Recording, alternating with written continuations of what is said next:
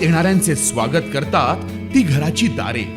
आपले घर, बंगला, ऑफिस, फार्म हाऊस यासाठी सुंदर डिझाईन केलेली jumbo French door, safety door आणि तीही 18 गेज GI सेक्शन मटेरियल वापरून आणि 80 मायक्रॉन पावडर कोटिंग केलेली, संपूर्णपणे मेंटेनन्स फ्री.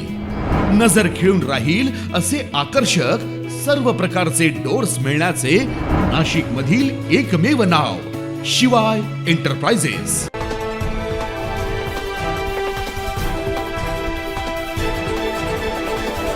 मराठा आरक्षण आंदोलनाचे नेते मनोज जरांगे पाटील यांची गेल्या आठवड्याभरापासून राज्यभरात शांतता रॅली सुरू आहे. मंगळवारी नाशिकमध्ये 7 किलोमीटरची रॅली काढून या शांतता रॅलीचा समारोप होणार आहे. आरक्षण आंदोलनाची मशाल हाती घेत तपोवनातून रॅली सुरुवात होऊन पंचवटी मार्गे CBS परिसरातील शिवछत्रपती पुतळा येथे या रॅलीचा समारोप होईल. राज्यभरातून सुमारे 5 लाखांपेक्षा अधिक मराठा समाज बांधव या रॅलीसाठी उपस्थित राहणार असल्याची माहिती आयोजकांनी दिली आहे. 13 ऑगस्ट सकाळी 11 वाजता साधुग्राम तपोवन येथून रॅलीला सुरुवात होईल. रॅली तपोवनातून आडगाव नाका, निमाणी, पंचवटी कारंजा, मालेगाव स्टँडवर जरांगे पाटलांचं भव्य स्वागत होणार आहे.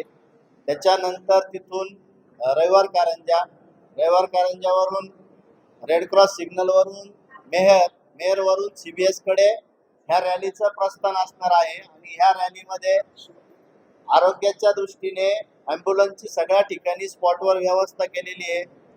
बाहेरून आलेल्या सर्व समाज बांधवांच्या नाश्त्याची, पाण्याची व्यवस्था सुद्धा केलेली आहे.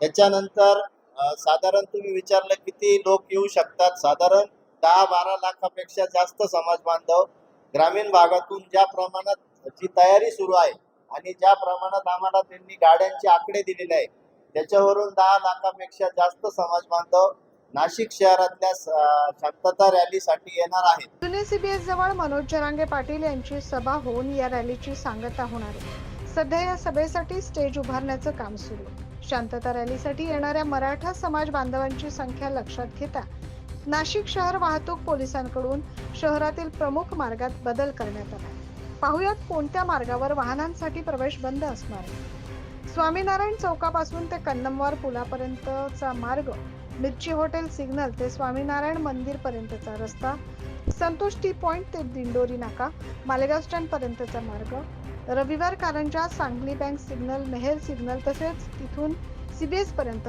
दोन्ही बाजूकडील रस्ते वाहतुकीसाठी पूर्णतः बंद राहणार. या पर्यायी मार्गावरून वाहनांना प्रवेश असणार आहेत ते कोणते पाहूया.